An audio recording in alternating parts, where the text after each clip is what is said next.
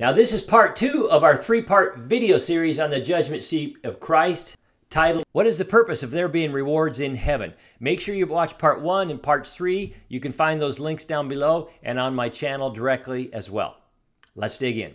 The Bible mentions rewards in heaven multiple times. You'll see it in Matthew chapter 5, Luke chapter 6, verses 23 and 35, and 1 Corinthians 3:14 and 9:18. But why are rewards necessary? Won't being in heaven with God be enough? A great question, isn't it?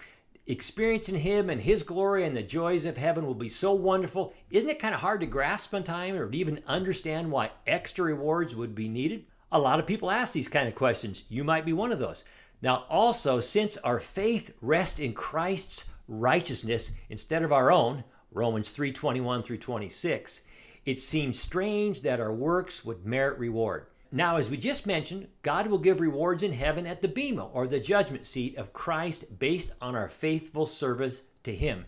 Now, the rewards will show the reality of our sonship, as spelled out in Galatians 4:7. Check that verse out. Where is our citizenship and where is our sonship?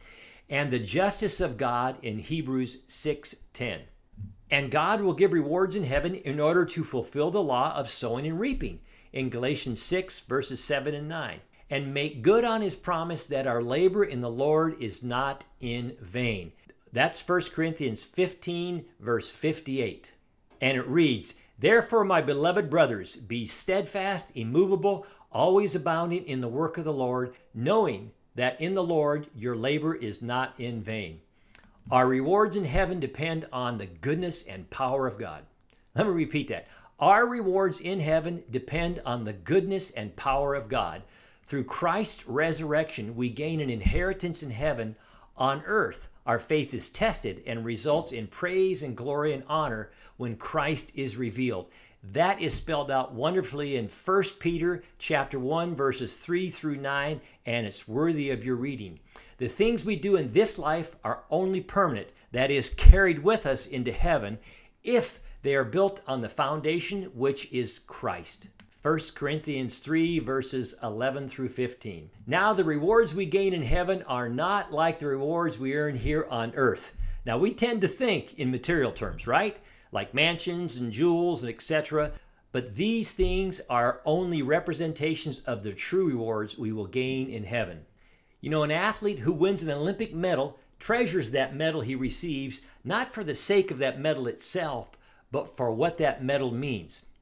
Likewise, any rewards or honor we gain in heaven will be precious to us because they carry the weight and meaning of our relationship with God, and kind of like a reminder of what He did through us here on earth.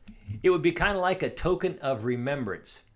At the very end of the Bible, Jesus said, Look, I'm coming soon. My reward is with me, and I will give to each person according to what they have done. Revelation 22, verse 12. Now, in preparation for the judgment seat of Christ, what are you choosing to build with? Gold, silver, and precious stones, things that will last? Or are you building with wood, hay, and straw, things that will not stand the day of testing?